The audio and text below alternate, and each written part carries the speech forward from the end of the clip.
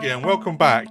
Today I'm going to do a double bill, which is unusual because one of the films is a Kubrick film, and normally I do a Kubrick film, I just do a Kubrick film. But I saw this and another film close together. I've seen Paths of Glory, which is the Kubrick film, many times, so I was going to do a video on that anyway, because I bought the 4K Kino Lorber from America, so I was watching the 4K version on the projector.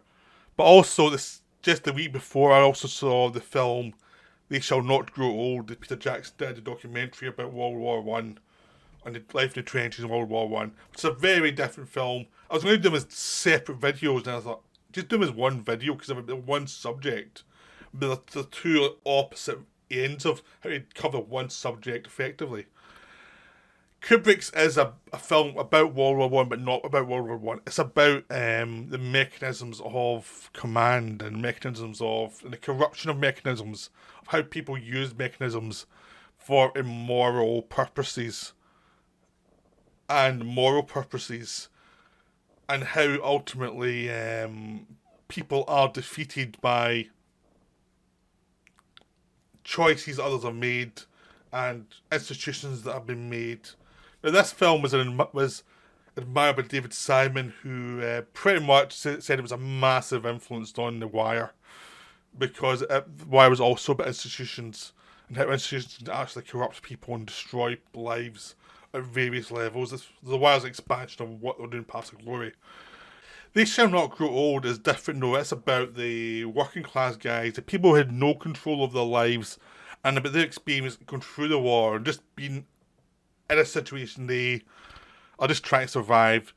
They have no ability to deal with the higher command.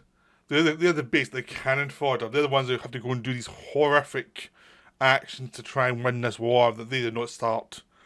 So it's two different perspectives. The higher class perspective from Paths of Glory and the lower class perspectives of They Shall Not Grow Old. So it's two very different perspectives. So that's why I'm doing it, because the videos, because it is very different. Like, Paths of Glory at the time was viewed as a very realistic look at trench warfare. When you see They Shall Not Grow Old, you realise, no, this is a film. You know, like the trenches, the way Kirk Douglas and other people sit, look a bit neat compared to what you see in They Shall Not Grow Old. But it doesn't matter, because it still looks a horrible place to be. I mean, even though now there's a soundstage quality to it, doesn't matter, because Kubrick's not about that anyway. He's about the psychological reality of the situation, which is really about the compromise of the situation, the dangers of the situation, the little dangers below, the opposite horrors of, you're going to have go over the top and actually go through all this barbed wire, through no man's land, then get to the other side, then shoot these guys, and then try and take the trench. And after all that, after all these people are dead, like half your people are dead, you've basically gotten 100 feet of land, and it's going to keep on going that way, and you're going to churn through millions of young people just to win this war. There's very obscure reasons for it, and both sides have machine guns that can take you out quite easily. So no one's figured this war out at all for how you can actually effectively win it. It's like a stalemate for 4 years. So that's the basis. Is this is a horrific situation, but it's how do you look at it? So Paths of Glory is based on a novel, and it is about the idea. It's based on historical fact where in World War One, the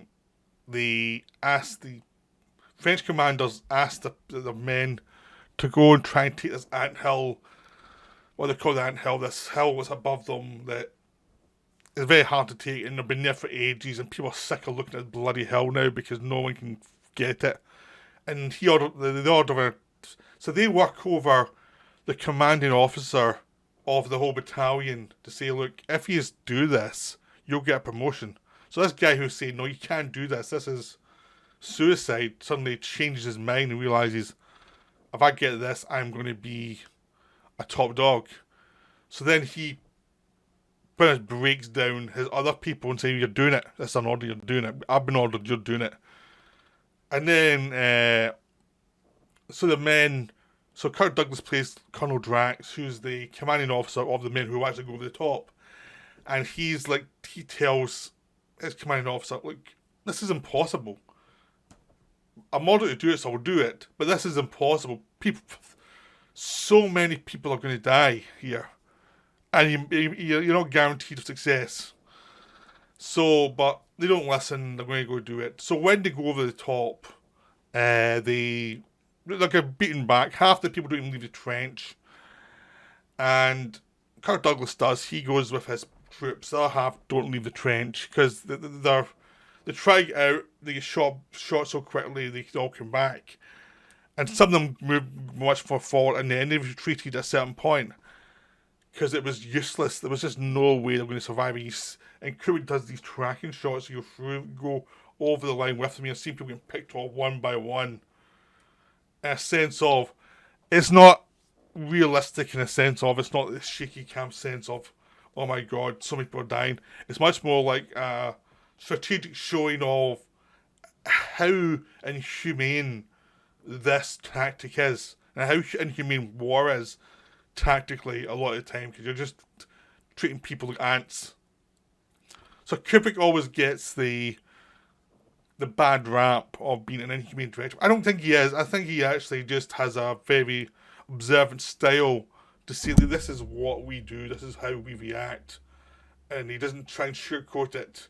He tries to get in the psychology of the people and show it in a way that you can feel the motivation without being told all the time. So you're not getting tons of dialogue telling you this is what it's about. It's not. It's like observing it, observing the behaviour, using dialogue to show the behaviour, and then showing it just through the camera moves what's actually going on.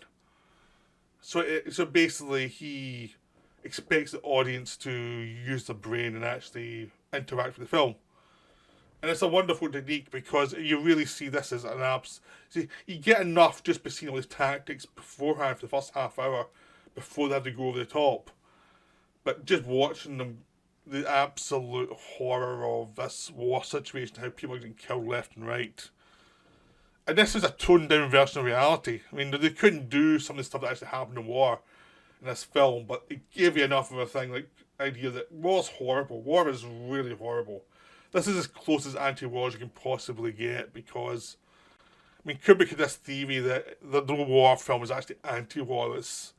There is someone in us that loves war, but in this one he just shows you what war actually is, and he shows you what the propaganda behind the war is, and what they do to the people, and how the military structure, once people are in it, how much of a prison it is, and how there's no escape from it, and how petty little decisions affect everything, and how rules can be used one way then the other way, and how people have to fall on a sword for the mistakes they make. But the people who really made the decision, the real villains never get caught.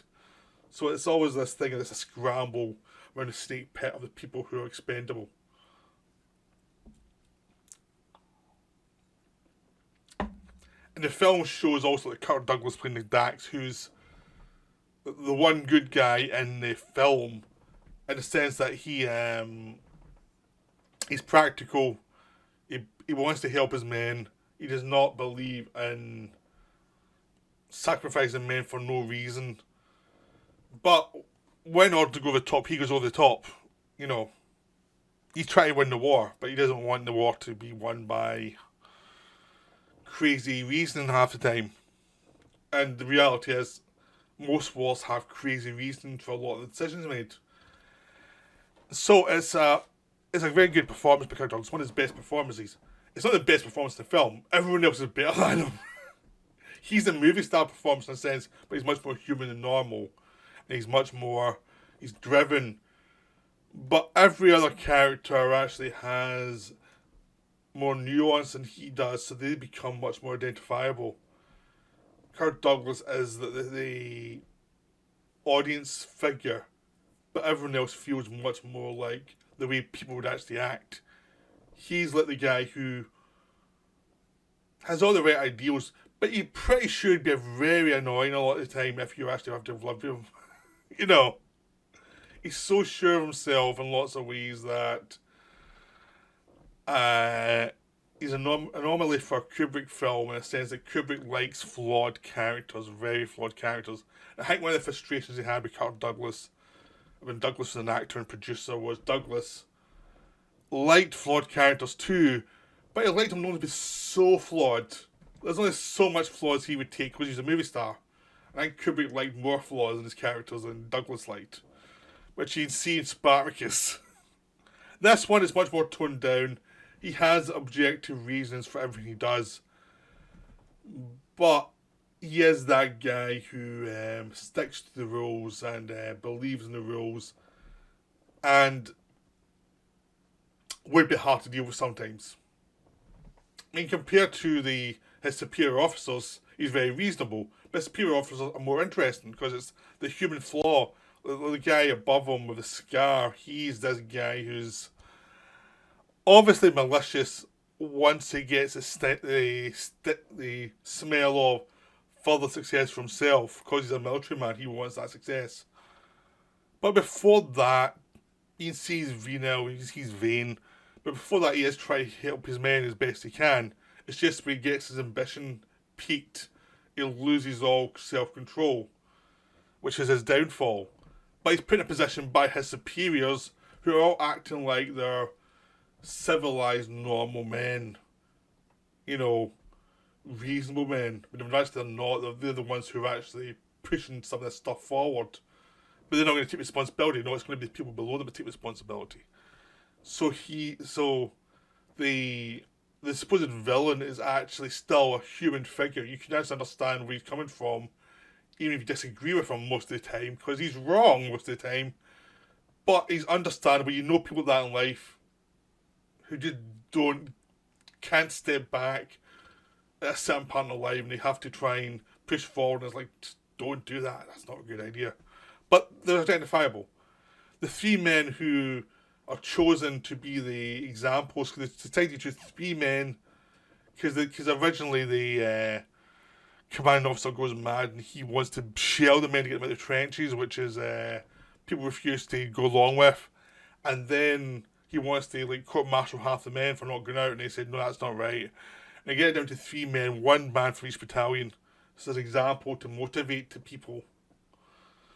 And even though Kirk Douglas actually says, do you really believe that? Do you really believe that's right? Because it's not going to motivate them. It's your theories. It's that thing. It's also about what the theories of commanding officers are to make themselves be able to live with their decisions versus the actual reality of this isn't going to work. You're just grounding these guys down for no reason. And you always get back to the idea of these men getting ground down. And that's why they're so cynical. That's why they're so brutish with people.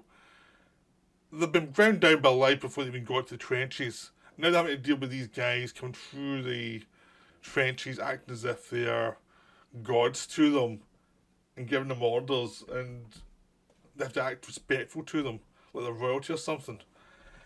So you've got always got that sense of the different classes going down, and the people who are going to pay for those decisions, those vain decisions that got them into war, are the men at the bottom, which are these three guys who are ultimately going to get shot, and they get shot. I mean, the full film is about how the trial of these three men is a complete catastrophe, where nothing that actually is logical and reasoning by Kirk Douglas's character is allowed in the court. Everything that shows the other side of the story is ignored, and it's basically they're going to shoot these guys as an example, and that's it. It doesn't matter what else. They're not going to take notes of anything that happened. They're just going to say this is the decision made. And we're going to pump it up as these three guys who are one of them who had many commendations for bravery. He's going to get shot for his own side for no reason, other than it was a pick of straws and he was unlucky. There's another guy played by Ralph Meeker who spotted his commanding officer have an act of cowardness, and the commanding officer then decides to use him as an example of cowardness to get out of his own problem. And then there's Timothy Carey as the mad one, the one who obviously was chosen because no one liked him much in his platoon and thought he was crazy, so he was given that thing. Now, apparently, Timothy Carey was a nightmare to work in production. He'd worked with Kubrick before in The Killing, and this is the last time Kubrick worked for him because apparently he was absolutely impossible to work with in this film. Which is a shame because he's such a good actor in this film. The three guys are the peak, really, of the film for me, is the fact that they're all very interesting, very human. None of them, they're all like varieties of different classes within the working classes. Like Joseph Turco, who you might recognise from Kubrick's Shining, where he played Lloyd the bartender. He was also the guy in Blade Runner who made all the replicants. You know, who's the Tyrell. He's a young guy who's actually had a lot of commendations for bravery, and he's like the existentialist guy. He's the guy who can see through all the nonsense, and who can actually discuss the various ways you can get killed, and he's too smart for his own good. Of course he has to die because the system needs to destroy those people like him and the Dax character.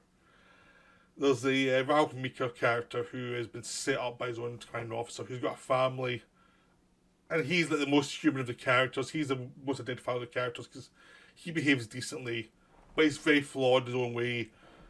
But he's the human character you're behind. Like, he's the guy who makes you really hate the military for what they're doing because he's probably the most likable character in the film. And he says what he thinks, and that's what gets him in trouble. And Timothy Carey is the kind of mad one, the one who's changing his mind about what he thinks every second. So he's just mentally unstable. He should not be in this war. No one's been in this war, but he's just basically not been in the war. So you've got all these characters who are very flawed and very messed up, all in this madhouse of World War One. And it's a beautiful look at humanity when pushed to the extremes, when pushed to, a situation where there's no place for dignity, and you just get a sense of like we're all doomed. We're just doomed. There's no way we're surviving this one. This is a disastrous situation. This just shows you by using everything film is, because film is not reality. People always think film is reality. Like they always think, is this realistic? And who cares? It's not reality. It's a dream. It's a dream logic a lot of the time. A lot of it is your fantasy of what the world is through films.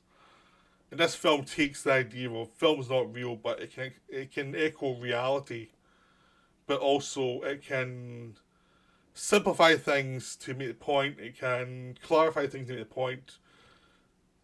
It can always get to the point. That's what Kubrick was so good at. Is he always figured out what the point was of the films he was making, and he'd strip away everything else and try and keep it interesting, but always try and stick to the point. Which is something I think people always underrate him about him because he is so visually good, but a lot of the visuals are there to make the points he's trying to make. He has a style, but the style was an extension of him, of how he organises information. So, these films are him, these films are his sensibility all floating through the films, so they're always personal. And he was notoriously not wanting to explain what his films were about. Because I think it's just, he's sort of like, I guess it's like kind of like Tarkovsky in a way, it's like everything's very complicated, so he don't want to simplify it in any way. So Paths of Glory remains a beautiful, wonderful film about horrific circumstances. It's got terrific acting throughout. It's a brutal look at class warfare that we see every day, and not in war, but just in economic terms. How the poor are always screwed over by the rich who don't understand how awful they are.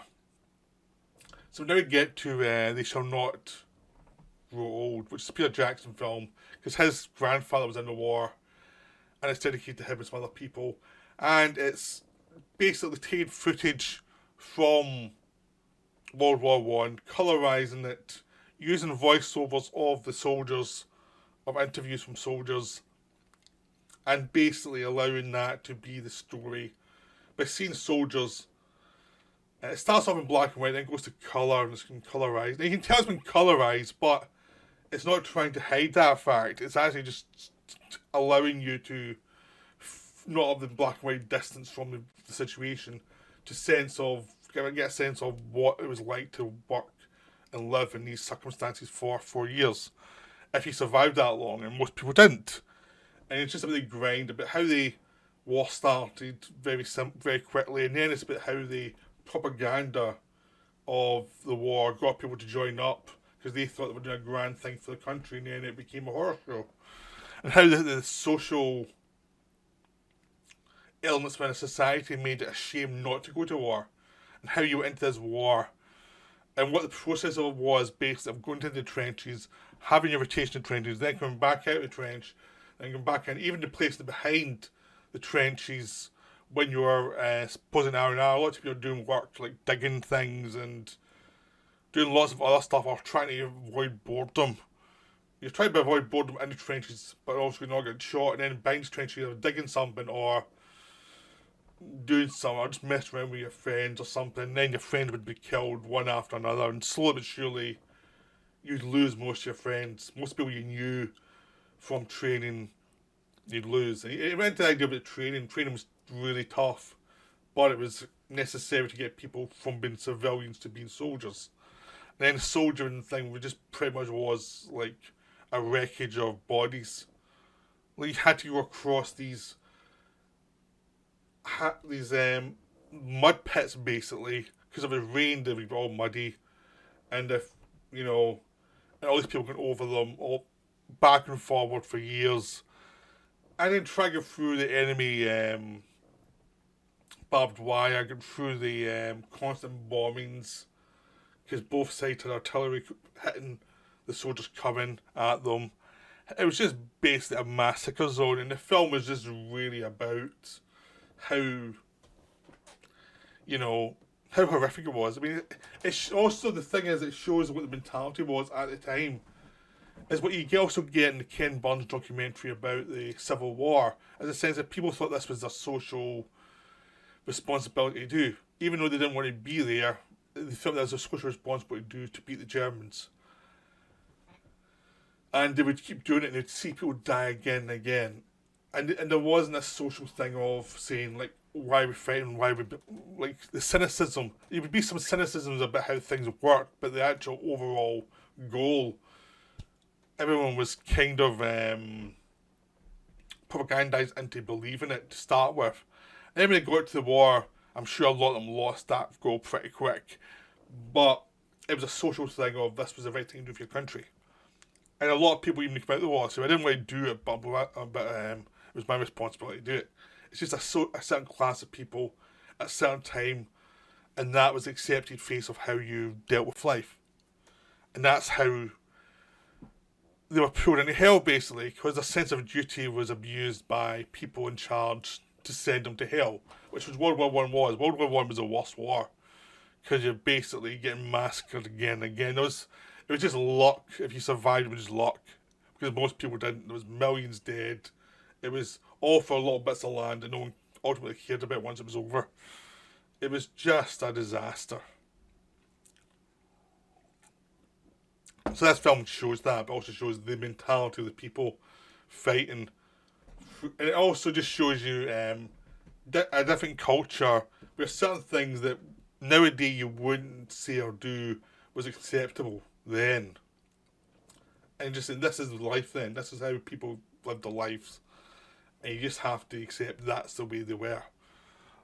And this is how a working class person lived. Because a lot of people in the working classes at that time did not have well-paying jobs. They did not have anything beyond basic survival in mind a lot of the time. And when the war ended, some of it was like, okay, what do we do now?